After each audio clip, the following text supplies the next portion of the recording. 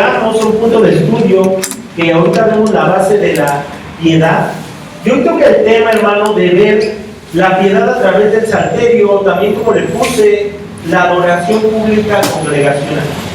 ¿Alguien cree que es importante la adoración pública, hermano? Es muy importante, hermano. Para darles un poquito de un contexto, más o menos, ¿cómo era la adoración antes de la Reforma Protestante? Para los monjes y para los católicos romanos de ese tiempo, literalmente, hermano, cantar era un pecado. Cantar era un pecado y no hablar ni siquiera de música, hermano. Cuando llega, gracias a la misericordia del Señor, muchos de nuestros hermanos a través de la historia vuelven a tomar los cantos de los salmos, grandes músicos se levantan y empiezan a ponerle esa música a los salmos y otra vez empieza a entonar. Las iglesias empiezan a tener un tiempo de canto público al Señor, de congregarse públicamente, y es algo, hermano, que es sorprendente, porque también en ese punto se llegó otra vez o se trajo de nuevo la adoración pública congregacional. Pero hoy también, si lo vemos a la manera del día de hoy, hermano, llegamos a un punto de extremo, donde ahora las personas se van al otro lado, donde ahora todo en absoluto es permitido y bueno. Tantos géneros musicales, tantos shows, luces, etcétera, etcétera, etcétera. Entonces, es importante que nosotros entendamos, hermano, cómo es la adoración, hermano, que nuestro Dios pide y qué debe de representar para nosotros cada que decimos un amén, cada que decimos de nuestra boca en los cantos públicos gloria a Dios, cada que estamos exaltando el nombre de nuestro Señor a través de todo lo que hacemos como iglesia local. Alguien dijo una vez, hermano, que a la iglesia sola se va a continuar adorando. ¿Por qué, hermano?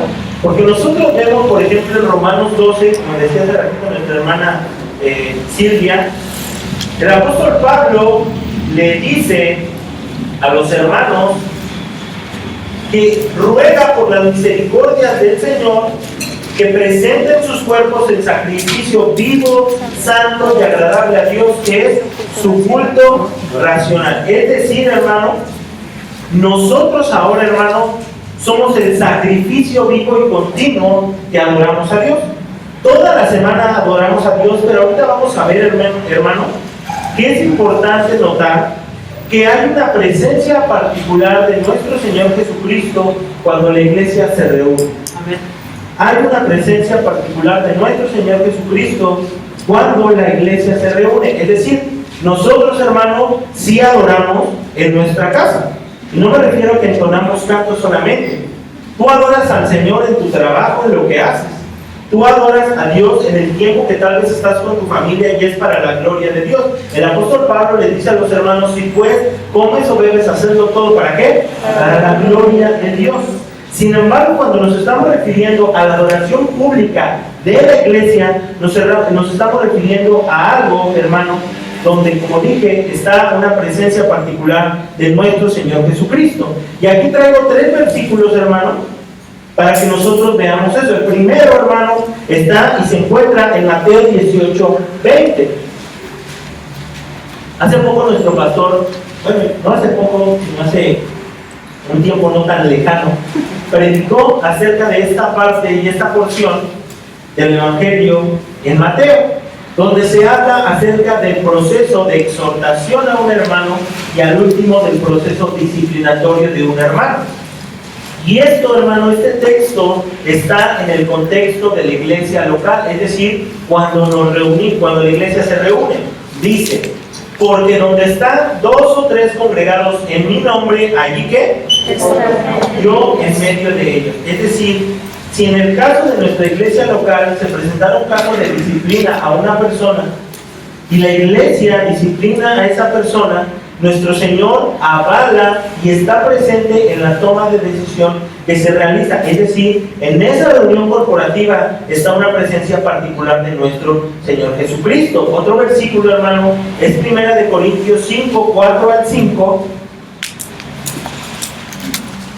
donde el apóstol Pablo señala y muestra un caso de inmoralidad que ya conocemos, o si no lo conoce, hermanos. Había una persona que estaba con la mujer de su padre, y los corintios, hermano, no lo habían desechado, no lo habían quitado de medio de ellos, sino que más bien se jactaban y permitían ese pecado. Y aquí el apóstol Pablo les escribe en el versículo 4 y 5 diciéndoles lo siguiente. Desde el 3 vamos a leer para ver el contexto. Dice: ciertamente yo, el apóstol Pablo, como ausente en el cuerpo, es decir, Pablo no estaba en Corinto, pero presente en espíritu, ya como presente he juzgado al que tal cosa ha hecho. ¿Y qué dice Pablo? En el nombre de nuestro Señor Jesucristo, reunidos vosotros y mi espíritu, con el poder de ¿quién? ¿Qué iba a hacer esta persona? 5. El tal se ha entregado a Satanás para destrucción de la carne, a fin de que el espíritu sea salvo en el día del Señor Jesús. Otra vez, una presencia particular de nuestro Señor en la reunión de la iglesia para disciplinar a alguien. Y después tenemos el tercer versículo en 1 Corintios 14, 23 y 25. Aquí el contexto que se está haciendo es de hablar en lenguas, hermanos. Entonces, el primer punto es aquí, hermanos, que en la reunión de la iglesia local está la presencia particular de Cristo. Sí adoramos en nuestra casa, sí vivimos una vida de adoradores continuos, pero en la iglesia se continúa adorando de la manera que Dios ha estipulado. 1 Corintios 14, 23 y 25 dice: sí, pues, toda la iglesia, ¿qué dice? En un solo lugar. ¿Qué estamos haciendo aquí, hermano? Estamos reunidos. Y todos hablan en lenguas, y entran indoctos o incrédulos. No dirán que estáis locos. Es decir, Pablo está diciendo que en este tiempo, cuando los dones estaban manifestándose para comprobar que venía de Dios lo que se estaba haciendo, el Señor Pablo les está diciendo: de esta forma se tienen que manejar los dones dentro de la iglesia. Es decir, ni siquiera ellos podían hacer lo que quisieran cuando hubiera estas manifestaciones, sino que tenían que tener un cierto control. ¿Por qué dice Pablo aquí? Porque pueden entrar indoctos, ver a personas que están hablando en lenguas y decir: no dirán que estáis locos, versículo 24, pero si todos profetizan y entra algún incrédulo o indocto, por todos es convencido, por todos es juzgado. Lo oculto de su corazón se hace manifiesto, y así, postrándose sobre el rostro, adorará a Dios, declarando que, dice ahí, verdaderamente Dios está entre ¿quiénes? Entre nosotros. Dice un texto que Dios habita en medio de la alabanza de ¿quién, hermano? De su pueblo. De su pueblo. Lo primero que debemos entender, hermano, es que nuestro Señor Jesucristo, esa presencia especial, hermano, está en la reunión de la iglesia local. Es decir, el día de gala, el día de reunión de toda nuestra semana, el día donde nos encontramos, ahí está nuestro Señor, hermano. Por eso ese texto que leímos en Mateo 18 y en los versículos de Corintios tienen ese sentido. Hay una presencia particular. Y este estudio, hermano, en la siguiente diapositiva, lo voy a dividir en 3 partes. En 3 partes que vamos a ver. La primera, hermano, el primer punto que vamos a ver es que la adoración a Dios es conforme a su voluntad. El primer punto que vamos a tocar es que la adoración a Dios, hermano, es conforme a su voluntad. El segundo punto que vamos a ver, hermano, es que el modelo de adoración a imitar en los salmos. Es decir, no que como tal, hermano, como iglesia entonemos solamente los salmos, no, pero que veamos cómo Dios nos ha dejado en el libro de los salmos una regla de lo que debemos de considerar para cantar, entonar y hacer en la iglesia. Y por último, hermano, el tema que nosotros vemos, ¿en qué nos beneficiamos del uso de los salmos en la adoración y en qué beneficia a nuestra piedad? ¿Ok? Vamos otra vez a Efesios 5, vamos a leer el versículo 17 y el 20. Y vamos a estar un poquito en ese texto, pasar un buen tiempo ahí, hermano, para dar un poquito del concepto al cual se está refiriendo el apóstol Pablo. Dice: por tanto, Es decir, después de lo que ha venido diciendo el apóstol Pablo, hace una conjunción y dice, pongan atención, miren esto que voy a decir, que va relacionado con lo que les acabo de mencionar. Por tanto, no seas ¿qué? Insensatos y no entendidos de cuál sea, ¿qué, hermano? La voluntad del Señor. El apóstol Pablo, hermano, los versículos que está diciendo aquí, por ejemplo, en el versículo 3 al 8 de ese mismo capítulo, el apóstol Pablo les está hablando a los creyentes de Éfeso acerca de una santidad personal, acerca de las cosas que ellos como creyentes deben de cuidar y procurar. ¿Qué les dice? Versículo 3, pero fornicación y toda inmundicia o avaricia, ni aun se nombre entre vosotros como conviene a santos. Es decir, les está diciendo el apóstol Pablo que esto no esté entre ustedes, que no se diga que los cristianos cometen alguna de estas cosas. Después del versículo 4, ni que entre ustedes ni palabras deshonestas, ni necedades, ni truanerías que no convienen, sino antes bien acciones de gracias.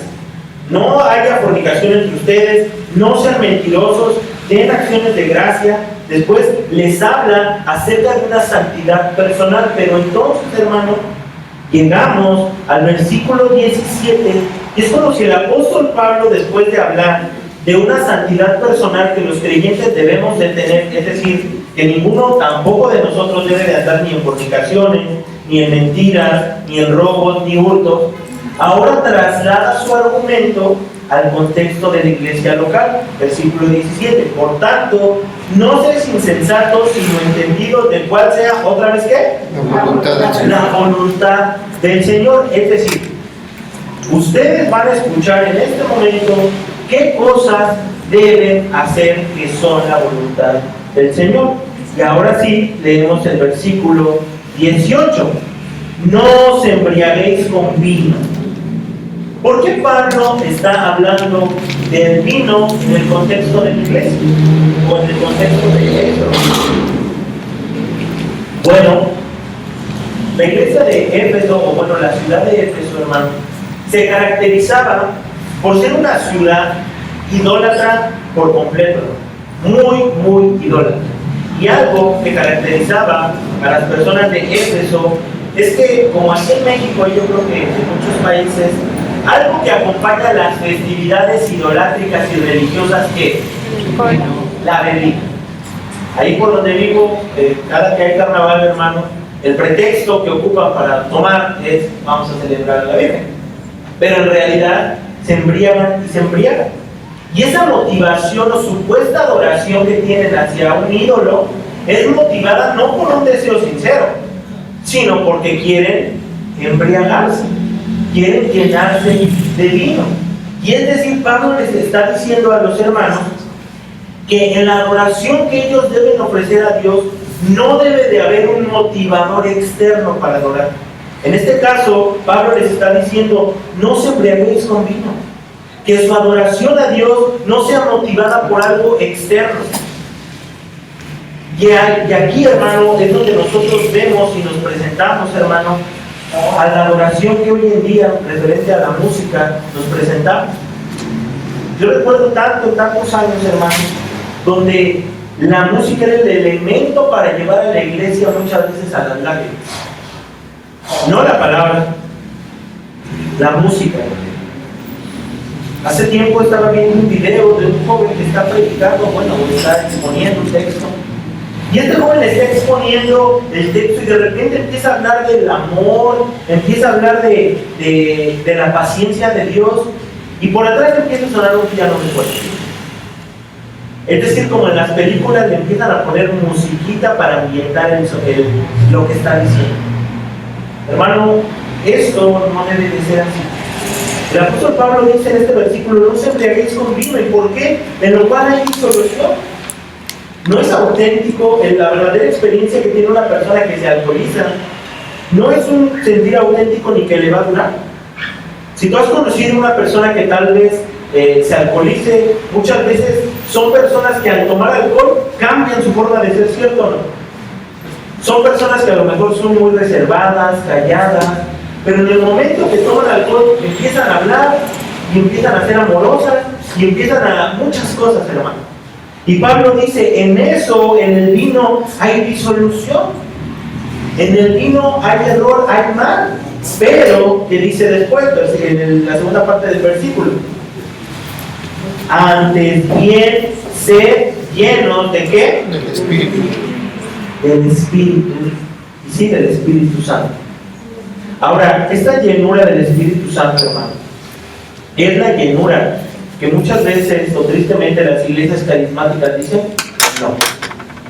¿Cómo es una persona llena del Espíritu Santo? Bueno, cuando tiene la palabra de Dios en él. Cuando tiene la palabra de Dios en él. Tú y yo, hermano, vamos a ser llenos del Espíritu Santo, y se relaciona mucho con el tema que vimos la vez pasada, cuando dependemos de los medios de gracia que el Señor ha dado. Cuando oramos al Señor, cuando leemos su palabra, cuando tomamos la cena del Señor, esos son esos medios de gracia que hacen, hermano, que nosotros constantemente estemos más llenos del Espíritu Santo. Cuando nosotros, hermano, estamos llenos del Espíritu Santo, es porque estamos permitiendo que la palabra de Dios nos controle. Es decir, Pablo les está diciendo, el vino no debe de ser el motivador de su adoración a Dios, no debe de ser el motivo que lo lleve a hacer las cosas, sino la palabra de Dios en ustedes. La palabra de Dios en ustedes. Hace ratito nuestro hermano Efra comentaba, la adoración viene desde el corazón, y complementando con lo que dijo nuestra hermana Silvia, es porque conozco y sé que ha hecho Cristo por mí.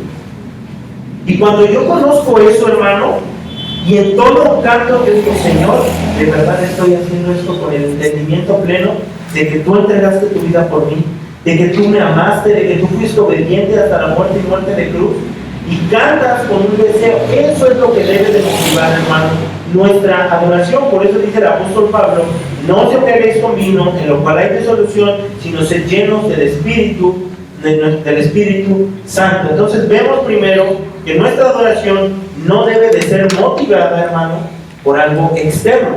Y me estoy refiriendo a música, obviamente el texto que toca bebida o cosas así, sino por el entendimiento de la palabra de Dios. Y otro punto que vamos a ver aquí, hermano, es que la mejor adoración a Dios es la que se hace conforme a la obediencia a nuestro Dios. Amén.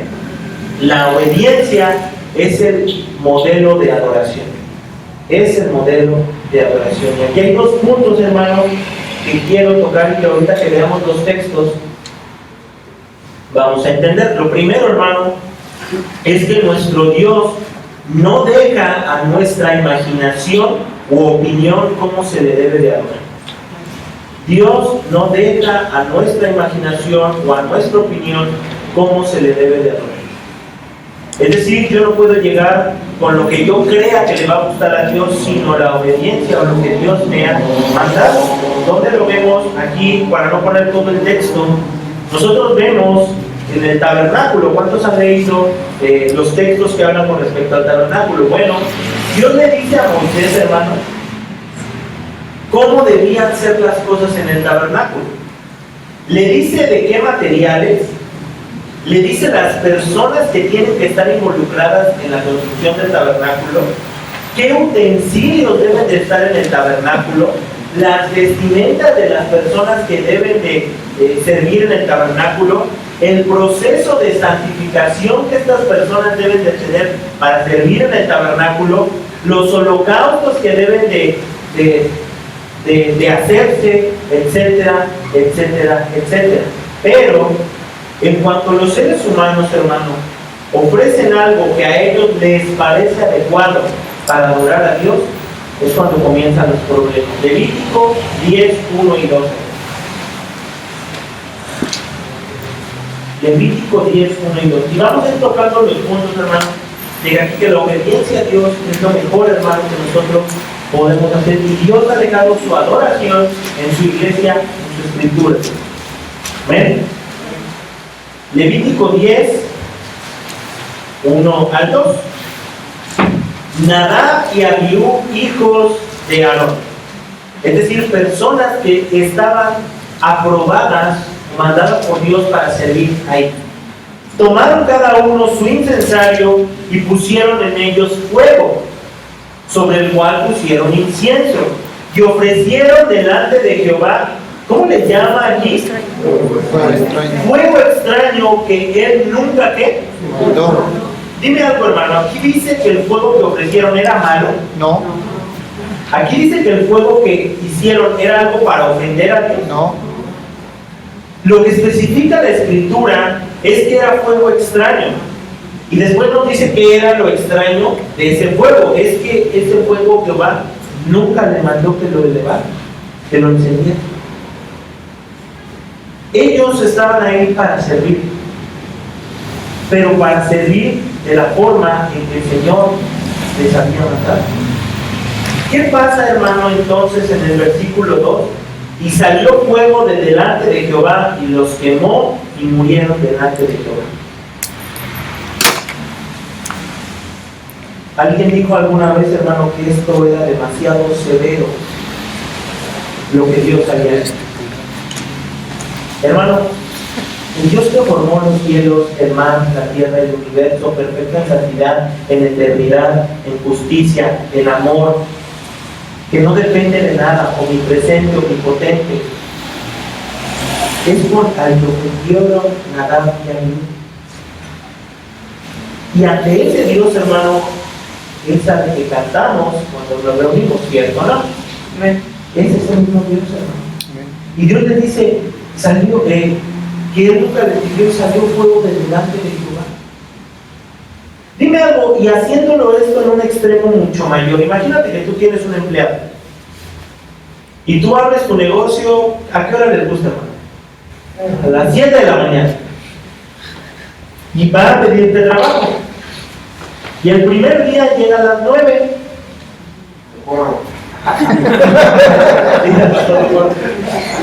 El segundo día llega a las 10. Ya lo corrí. El tercer día no se presenta. Ni el que sigue.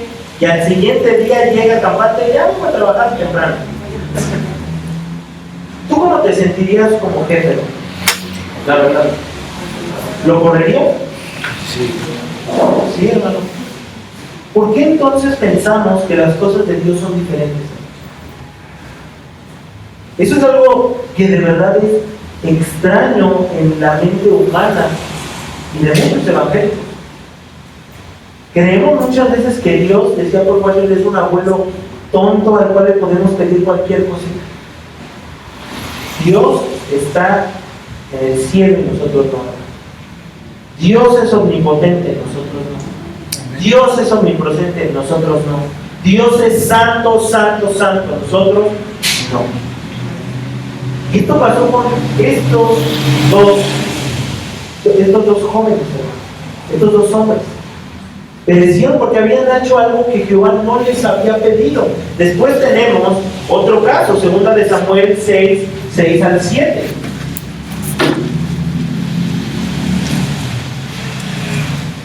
Segunda de Samuel 6, 6 al 7. Dice, al llegar a la era de Nacón, cargando, David traía el arca de Dios de camino a Jerusalén. Y pasa esto, al llegar a la era de Nacón, los bueyes tropezaron y Usa estiró la mano para sujetar el arca. Otra vez, estaba de regreso a Jerusalén, el arca estaba, yo me imagino que en el carrito donde estaba tirando los bueyes para llevar el arca, y de repente tropiezan los bueyes y yo creo que el carrito o la carreta cae y el arca se iba a caer al suelo. Y entonces Usa estira la mano para sujetar al arca. ¿Quién solamente podía tocar el arca? Los levitas. Los levitas. Ahora yo les pregunto, ¿Usa tenía una buena intención?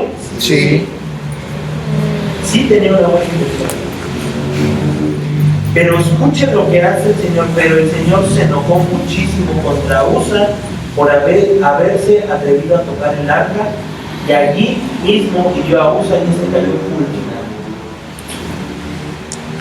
Otra vez Dios les dice, hagan esto solamente estas personas que lo toquen.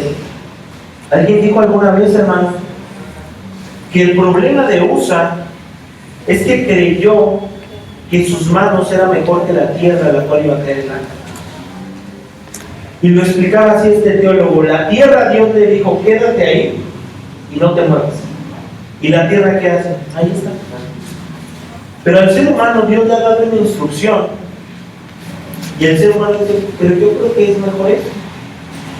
Y usa tal vez en esa buena intención, estira la mano pero cae muerto, hermano.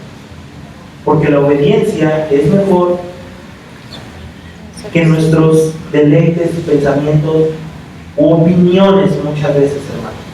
Tenemos el tercer versículo, primera de Samuel 15, 22. Aquí vemos cómo Saúl llega con Amalek, y Dios le había dicho, mata todo, no dejes nada vivo, nada vivo. ¿Y qué hace Saúl? Ve lo bueno y dice, yo creo que esto le puede agradar a Dios, yo creo que le puede agradar a Dios. Y ya me imagino de verdad a Saúl muy feliz, muy contento, regresando. Y de repente Samuel le dice y se enoja por lo que ha hecho. Dios le dice a Samuel que Saúl ha pecado contra él. Aquí vemos que dice Samuel. Y le dice a Saúl, se complace Jehová tanto en los holocaustos y víctimas como en que se obedezca las palabras de Jehová. Es decir, le está diciendo, ¿qué crees tú, Saúl, que es más importante? ¿Lo que tú crees que le va a costar a Dios o que hagas lo que Él te ha dicho? Y ciertamente el obedecer es mejor que los sacrificios y el prestar atención que la grosura de los carneros. 3 casos, hermano, relacionados con adoración a Dios. El arca, Usa, Nadab y Abiú, y Saúl creyendo que esto iba a agradar a Dios. Dios nos ha dejado los parámetros, hermano, de cómo debemos de conducirnos. Por eso, hermano, el apóstol Pablo hace énfasis en que nuestras motivaciones y acciones, es decir, que toda nuestra adoración sea regulada por la palabra. Porque ese mismo Dios, hermano, del Antiguo Testamento es el mismo Dios al que adoramos aquí, ¿sí o no? ¿Sí? Es el mismo Dios.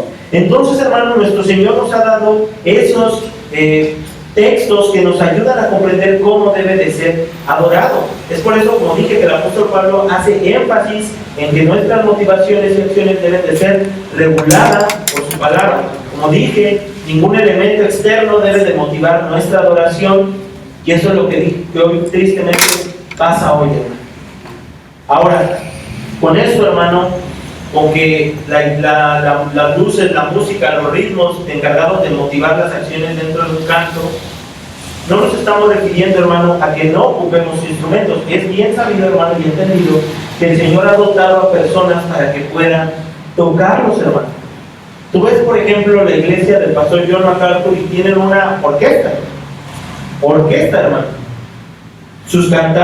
Los que cantan ahí en la iglesia son tenores, son mujeres, son sopranos, tienen una adoración muy meticulosa. Sin embargo, hermano, tanto en esa iglesia como en esta adoramos al mismo Dios. Y tenemos que hacerlo con un entendimiento y con los medios de la obediencia al Señor, y nunca, hermano, restituyendo o más bien sustituyendo la palabra de Dios. Siempre la palabra debe de regularnos. Apenas mi esposa y yo veíamos un video de una iglesia, hermano, y comenzó el tiempo de cantos, hermano. Lo estábamos viendo en línea y lo dejamos pasar. No les miento, hermano, tardó 1 hora y media en cantos, y el sermón que predicó su pastor solamente duró 25 minutos. Díganme, ¿a qué le da más pena decir? Al canto. A la música. A la música. Y eso es muy, muy triste. Sigamos, hermano, entonces en el segundo punto, que es el modelo de adoración a imitar en los salmos. Es decir, debemos de ver en los salmos un formato de adoración nuestro. En ese mismo texto de Efesios, hermano, versículos 5, 10 y 9, vemos que el apóstol Pablo, ¿qué dice? Dice, No, desde el 18. Otra vez les dice, no se embriaguéis con qué?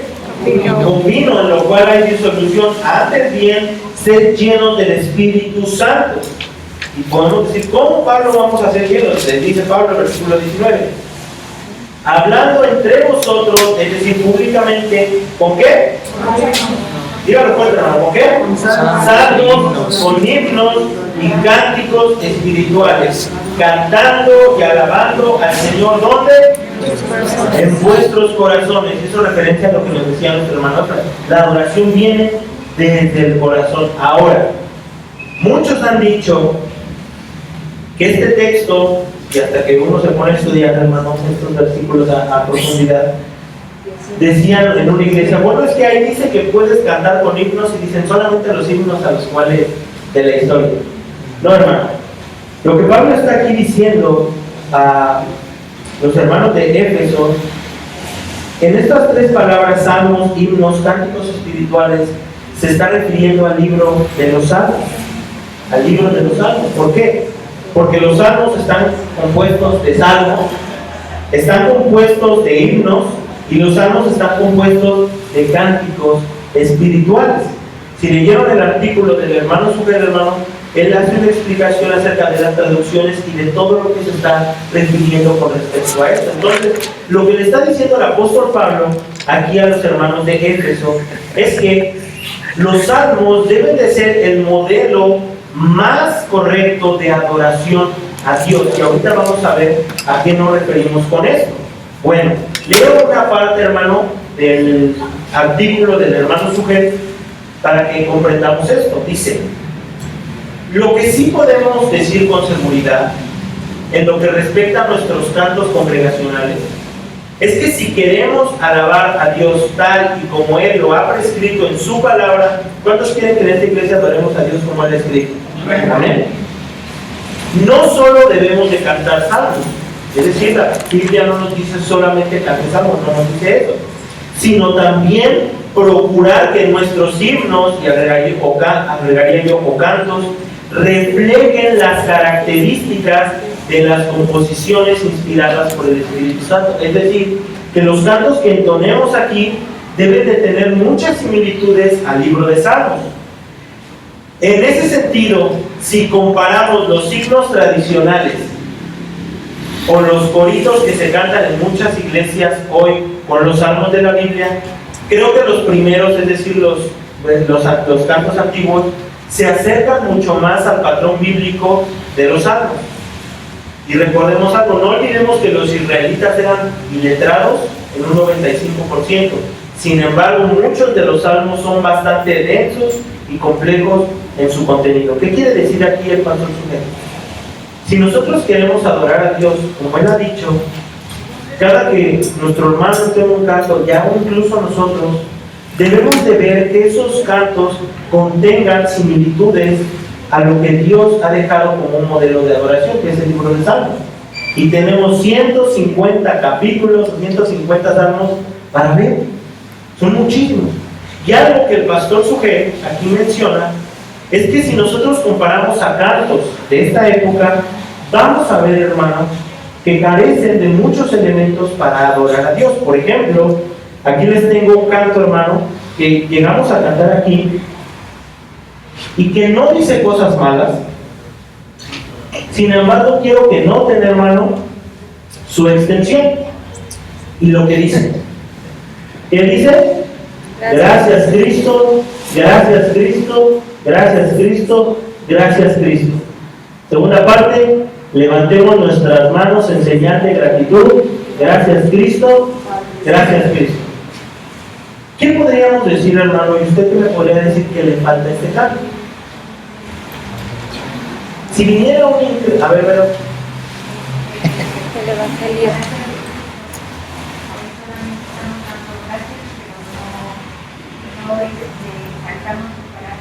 No cantamos su carácter, dice nuestro hermano Mario. No decimos gracias de qué. Su obra en la cruz. Su obra en la cruz. Este canto sí dice y podemos decir gracias, y no es malo, hermano. Sin embargo, el modelo de adoración que nosotros tenemos en los salmos tiene una extensión mucho más grande. una extensión mucho más grande, y a comparación con otro canto también que hemos entonado aquí, que tiene mucha riqueza teológica. El segundo canto es glorioso intercambio. Comparado con la estrofa solamente del primer canto, ¿qué diferencia ve en este canto? Que ahí se muestra el Evangelio. Tiene mucho contenido teológico. ¿Cómo puede ser que el bueno y justo se hizo hombre y fuera a morir por el mal y el pecador? ¿Cómo siendo yo su enemigo, el sufrimiento en mi lugar tomó en aquella cruz y cargó mi maldad sobre él? La primera parte de ese canto te dice muchísimo. Te dice muchísimo de lo que entonamos aquí. Hermano, la Biblia tiene muchísimos elementos para poder adorar a Dios. Es por eso que es triste, hermano, que en esta época se quiera hacer un canto pegajoso en lugar que teológico. Ya lo que tenemos que entender es que la adoración no nos pertenece, hermano. No es como en un restaurante, no es como en un lugar, un hotel al que vas y te sirven tu comida. No, hermano. La adoración es para Dios, hermano. Es solamente para Dios. Esto, hermano, es a lo que nos referimos al mostrar elementos de canto llenos de adoración a Dios. Porque incluso cuando nosotros adoramos a Dios, los cantos están llenos de contenido teológico. Eso contribuye a nuestra piedad. Por ejemplo, acompáñame rápidamente al Salmo 103. Y vamos a ver, hermano, aquí solamente en una pequeña parte.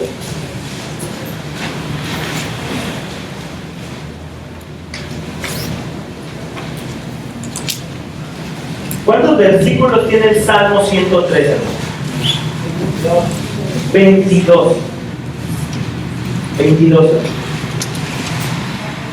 Y aquí vea, hermano, cómo el salmista derrama su corazón a nuestro Dios. Y se dice al mismo: bendice, alma mía, a Jehová, y bendiga todo mi ser su santo nombre. Bendice, alma mía, a Jehová, y no olvides ninguno de sus beneficios. Y de ahí en adelante los beneficios. Él es quien perdona, ¿qué? Él es el que sana, ¿qué, hermano? El que rescata de dónde tu vida.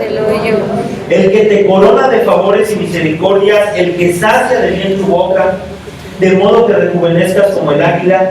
Jehová es el que hace justicia y derecho a todos los que padecen violencia. Sus caminos notificó a Moisés y a los hijos de Israel sus obras. Misericordioso y clemente es Jehová, lento para la ira, ¿y qué? Grande misericordia.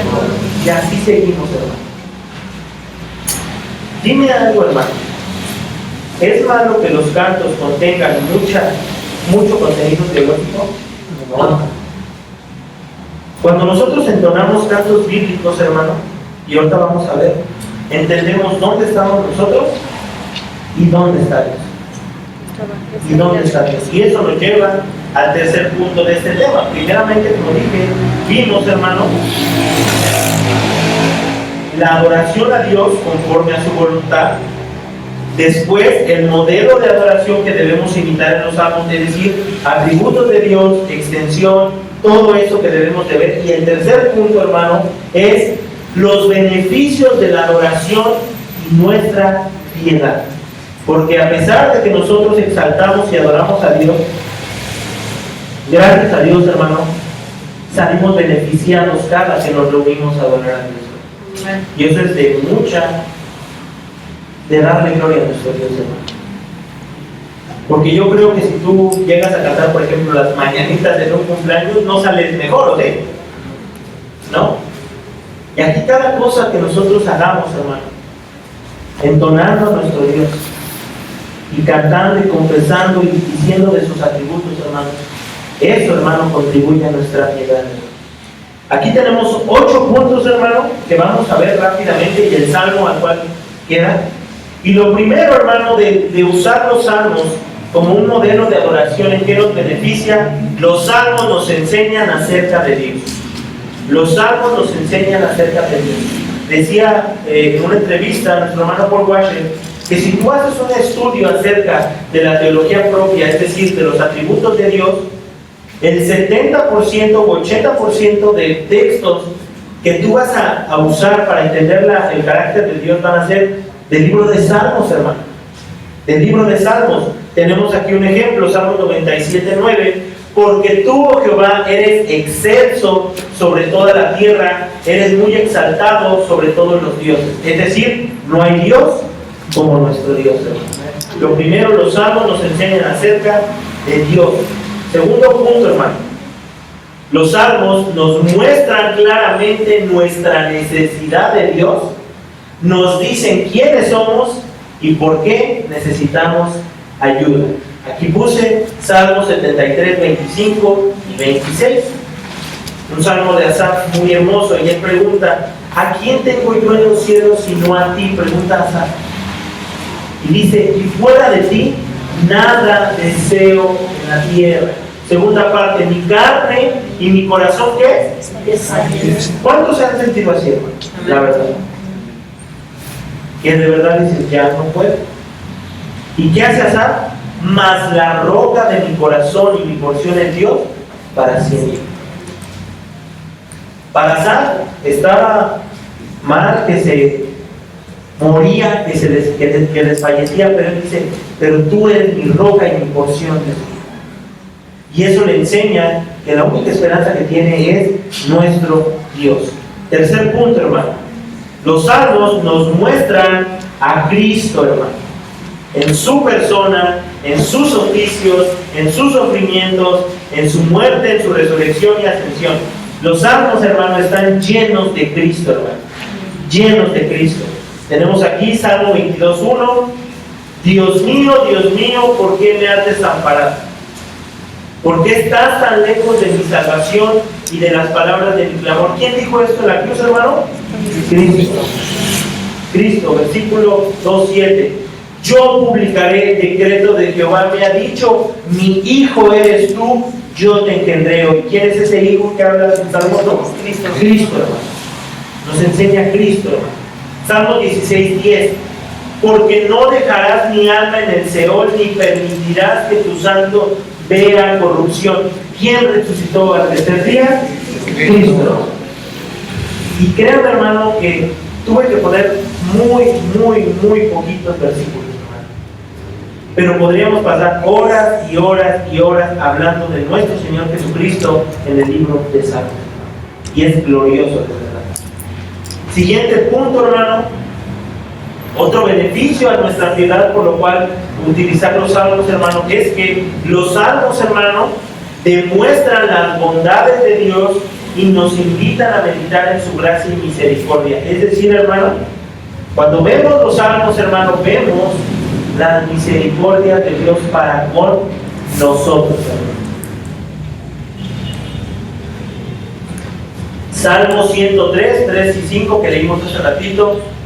Él es quien perdona todas tus iniquidades, el que sana todas tus dolencias, el que rescata del hoyo tu vida, el que te corona de favores y misericordia, el que sacia de bien tu boca, de modo que te rejuvenezcas como el águila. Los salmos nos enseñan a ver la misericordia de Dios. Pasa algo particular, hermano. Sinceramente, hermano, desde que ha comenzado todo este proceso, hermano, en nuestra congregación local, uno de los libros que me ha alentado mucho es el libro de Salmos, hermano, verdaderamente.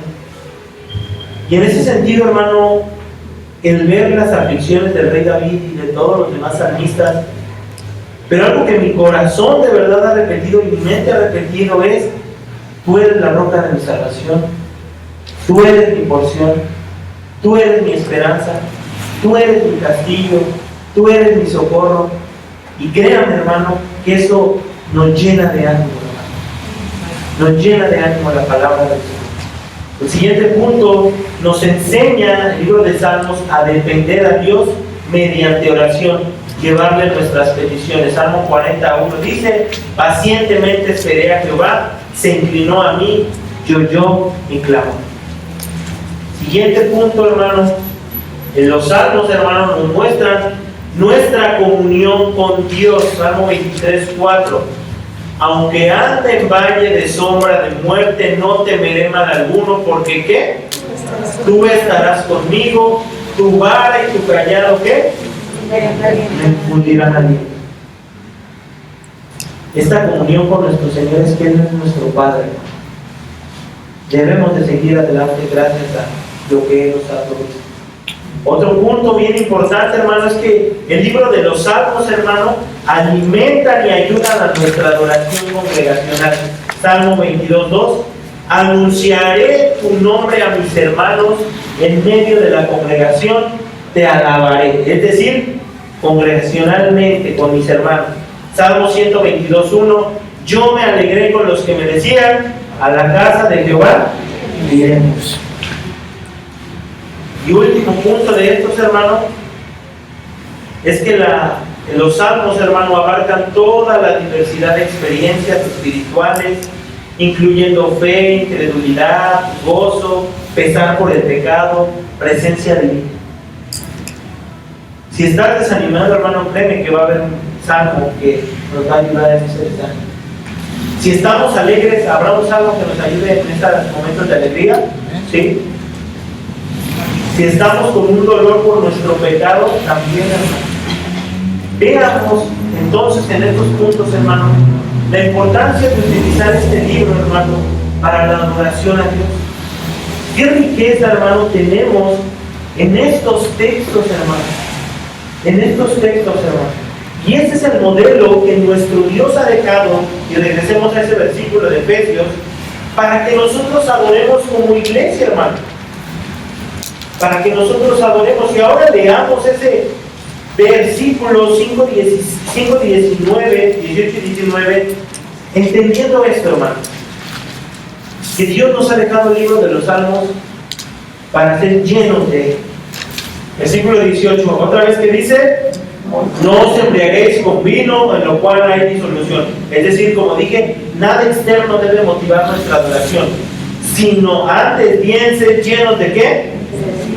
¿Cómo vamos a ser llenos? Versículo 19, hablando entre vosotros como hermanos, salmos, himnos, cánticos espirituales, cantando y alabando al Señor en vuestros corazones.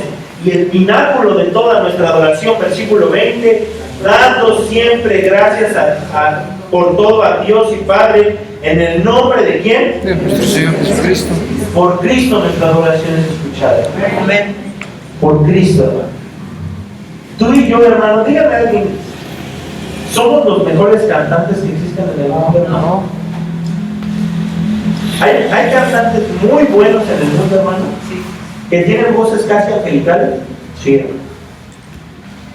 Pero cuando tú y yo entonamos un canto a Dios a través de Cristo, hermano, ese canto, esa voz que tal vez no nos guste, es olor fragante delante de Dios. Amén. Por Cristo. Por eso, hermano, cuando estemos en la adoración pública, canta, hermano. Que tu voz se escuche en medio de la congregación, dice el texto de Salmos.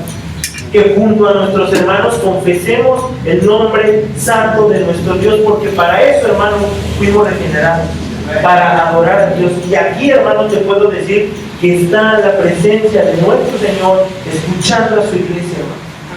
Escuchando lo que tú y yo entonamos, diciendo: gracias, Padre, gracias, mi Señor Jesucristo, gracias por entregar tu vida por mí en el Calvario, gracias por amarme, eres santo, justo, bueno. Todo eso, hermano, es honor fragante delante de nuestro Señor por Cristo, hermano.